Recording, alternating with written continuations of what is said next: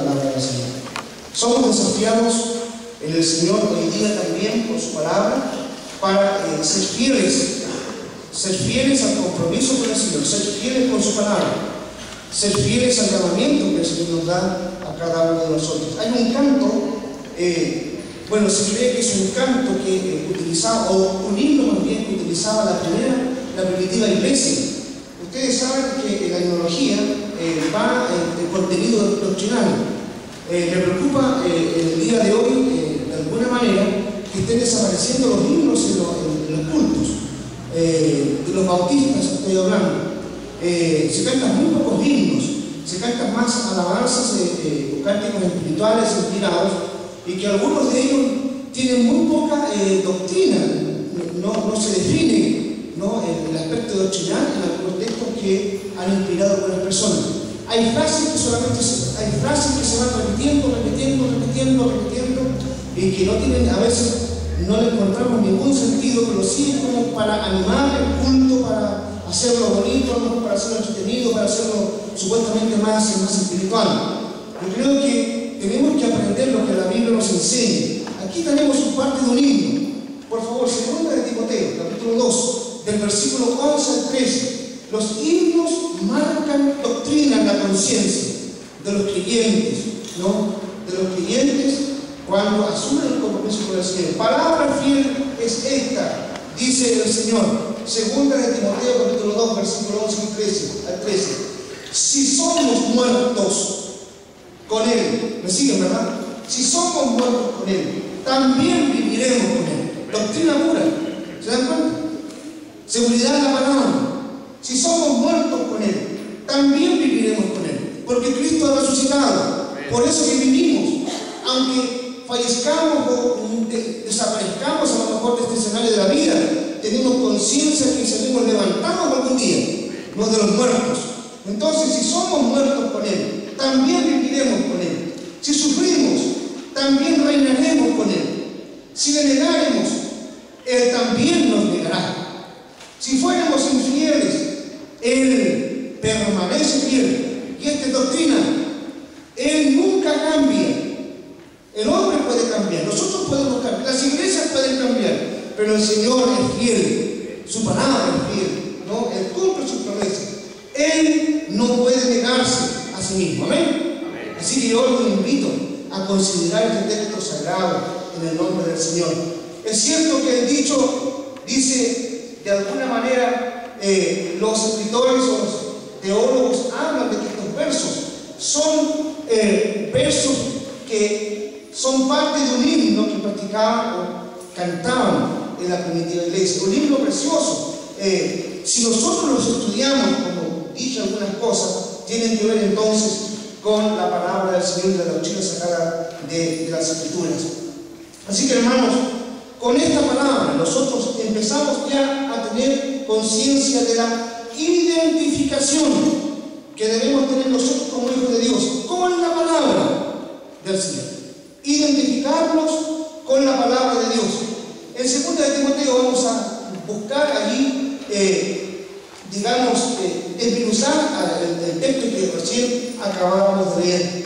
En primer lugar, entonces, cuando tenemos que identificarnos, dice, palabra fiel es esta. Hermanos, palabra fiel es esta. El apóstol Pablo repite esta frase 4 veces en sus cartas, 2 veces en la primera carta a Timoteo y una en la segunda carta a Timoteo, y otra también le repite la misma expresión en la carta de Tito. Timoteo dijo, palabra fiel es esta. Iglesia primera en Talca, palabra fiel es esta, la que recién acabábamos de leer ustedes con la Biblia abierta. Dios es fiel, por lo consiguiente su palabra es fiel, no cambia, ¿no? El Salmo 119, 140 dice, sumamente pura es tu palabra, y la ama tu siervo, el escribiente, allí, Salmo 119, 140, ustedes pueden buscarlo. Él dice, sumamente pura es tu palabra. No hay nada en ella que pueda darnos por lo menos algún atisbo de alguna cosa imperfecta. Hoy día se dice con mucha soltura, La Biblia es imperfecta. Hay que buscar ciertos errores. Hermanos amados, la revelación de Dios es pura, es directa, es inerrante. A lo mejor en el contexto con que se escribió el texto, sí, podemos decir en el griego, el hebreo, el arameo.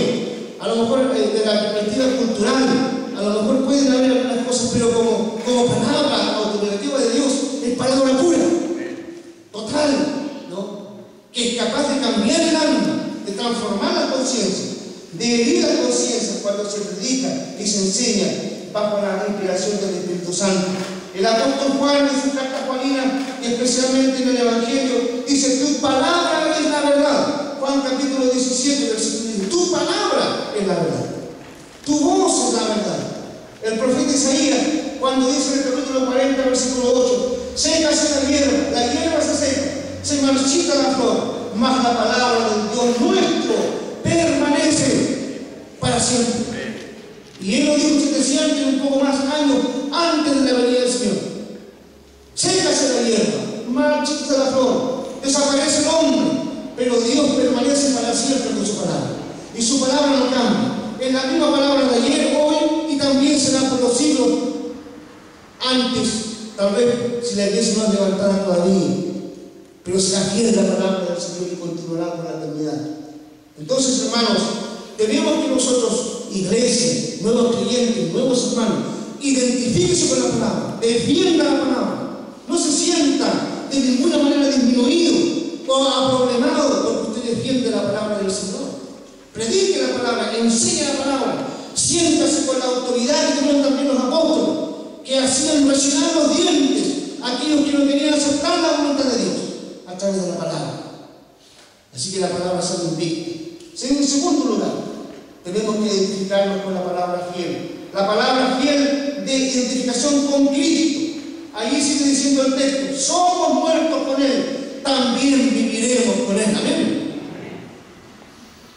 Si tú te identificaste hoy día a través del bautismo, simbólicamente has muerto al mundo, a sus malas costumbres y a todo lo que el mundo a lo mejor te ofrezca como lo mejor de la vida.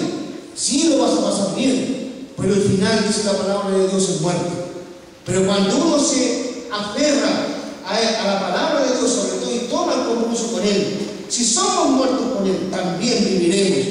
No tan solo después de la muerte, viviremos una nueva vida con Cristo, en Él, no por Él.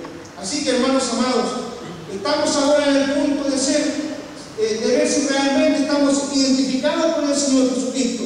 Tenemos que afirmar muchas palabras, como dice el libro de Gálatas capítulo 2, versículo 20. Hermanos y hermanas, con Cristo estoy, y ponga su nombre ahí, con Cristo estoy juntamente crucificado, y ya no vivo yo, ponga su nombre ahí, mas vive Cristo en mí, y lo que ahora vivo en la carne, lo vivo en la fe del Hijo de Dios, el cual me amó y se entregó a sí mismo por mí. Amén. ¿Están de acuerdo con la palabra? Identifíquese con Cristo, está crucificado con Él, simbólicamente. Él llevó muchas culpas, hoy día celebraremos, recordaremos, crucificado con Él. Hemos entendido entonces que nuestra naturaleza de pecado no la podemos controlar. Si Cristo no está en nosotros, nosotros no podemos ser no fieles.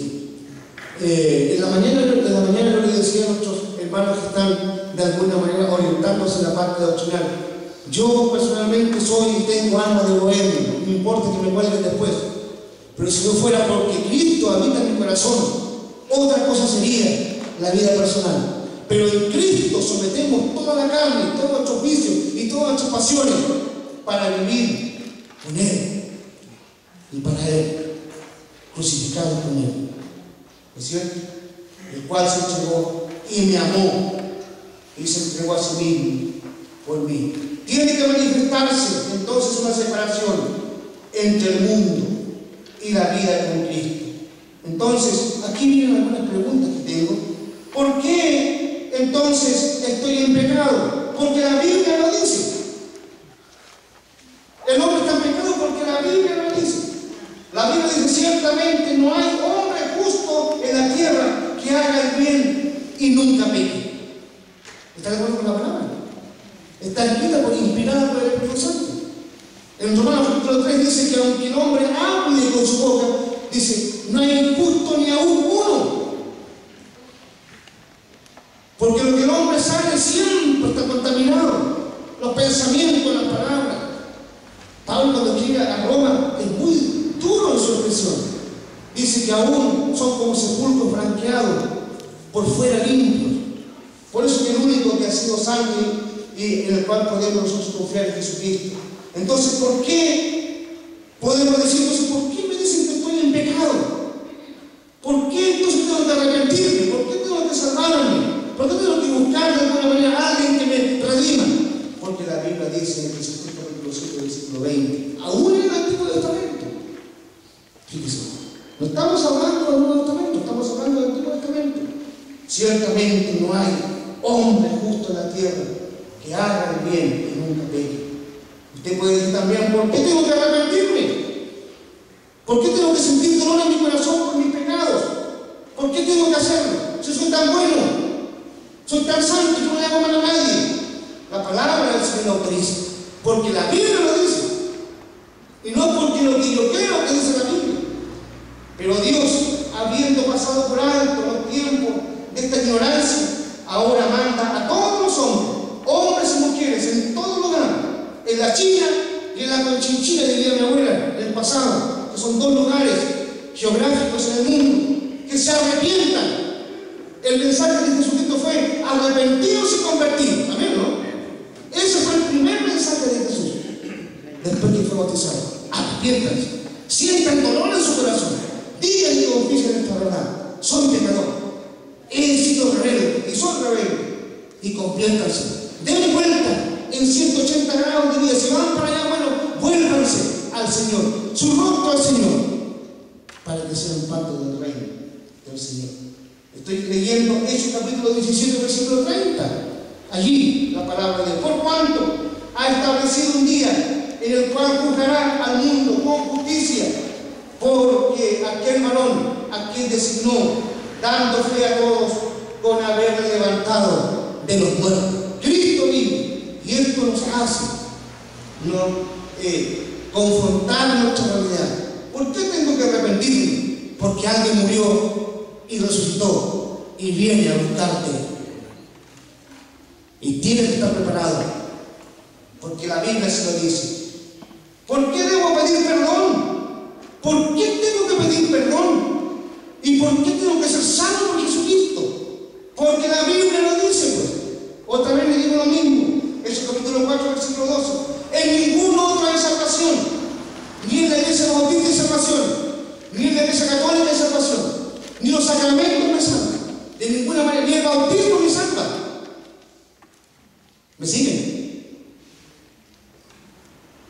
Ni confesando mis pecados al sacerdote o al pastor me salva.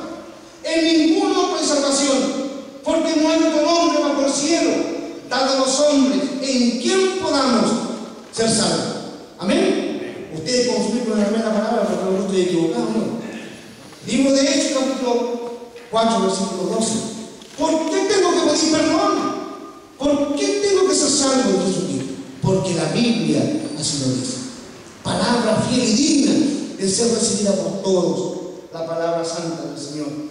¿Por qué yo, que no hago mal a nadie, que ayudo a todo el mundo, que soy un hombre que entrego todos mis bienes para servir a los hombres, por qué tengo que yo arrepentirme y someterme a este Cristo que usted y yo predicamos?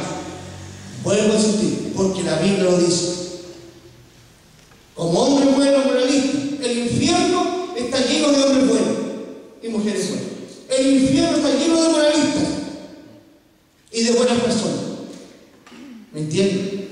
El cielo está lleno de hombres, porque por gracia sois salvos. ¿Amén? Por la gracia de Dios.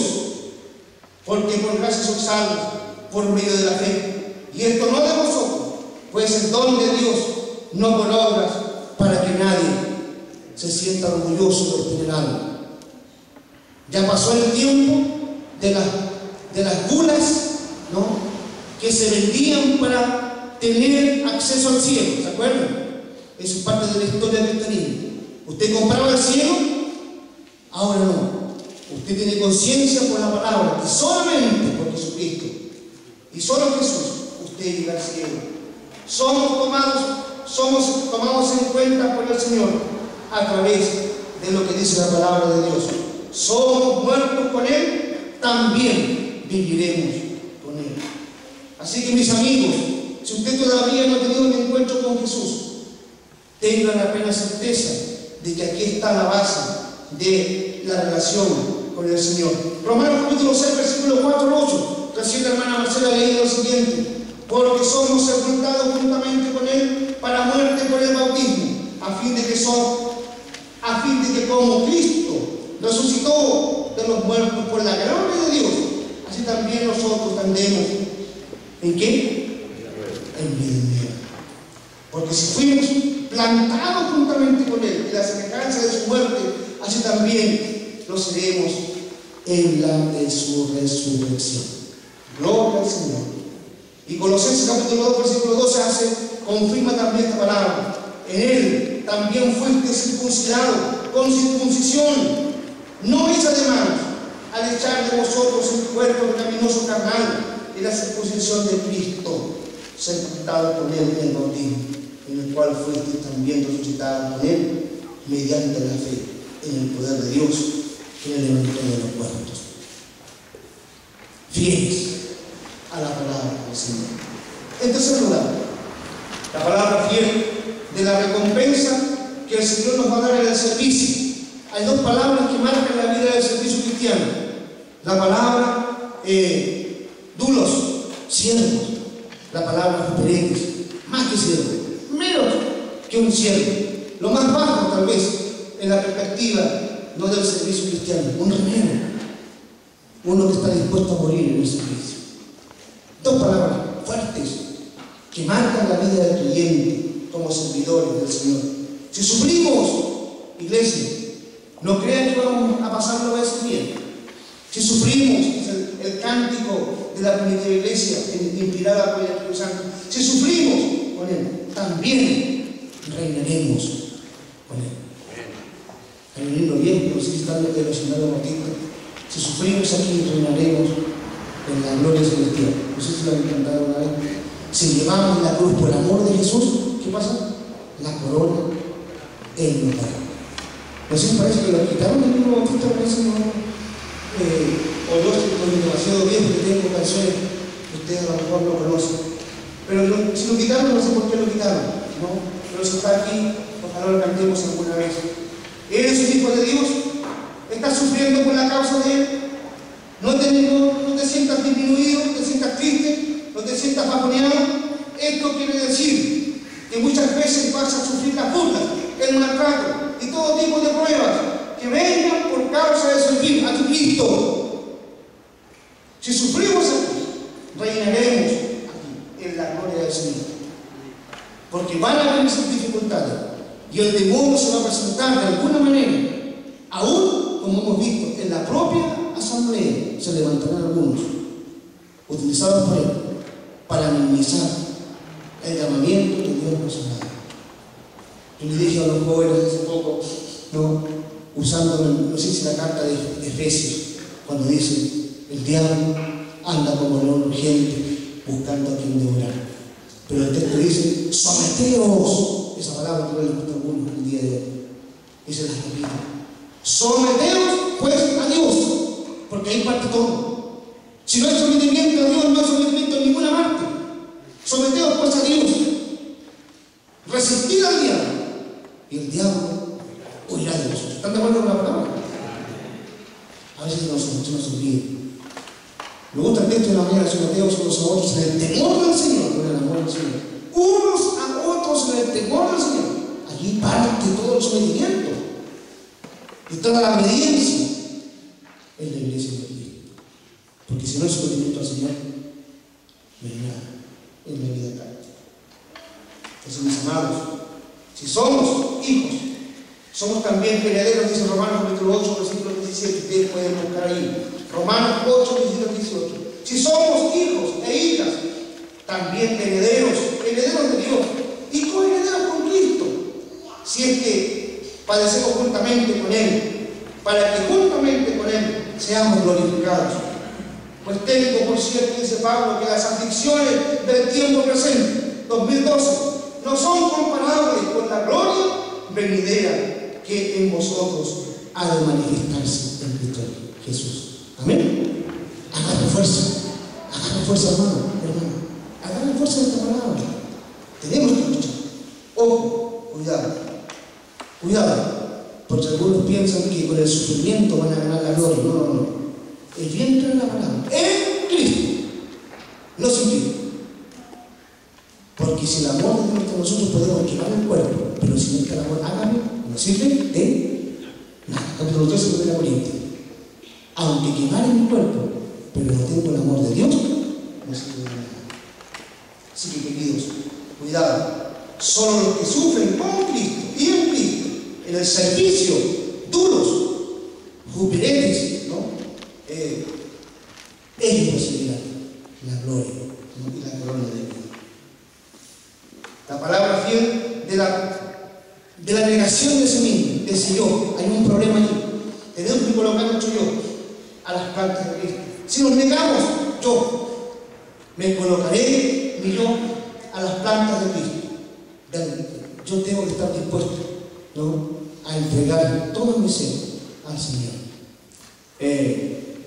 Se me viene a la memoria un cuento que me contaba cuando yo era niño. Mi abuelo, como era campesino también, era mapuche, decía: mapuche, cuando viene a Cristo, entrega la carreta. Pero también mapuche entrega a Cristo los bueyes. Pero también mapuche entrega a Cristo la billetera. Pero también mapuche entrega a Cristo el campo. Pero mapuche entrega a Cristo toda la vida. Yo hablo de eso. Tenemos que negarnos. Él también, si no lo negamos, Él también nos negará. No cuesta nada ser siervo y ser humilde de nuestro Señor. Dios enaltece a los humildes. En Yepa Bueno, esa mañana del día de viernes, me levantaba mi esposa.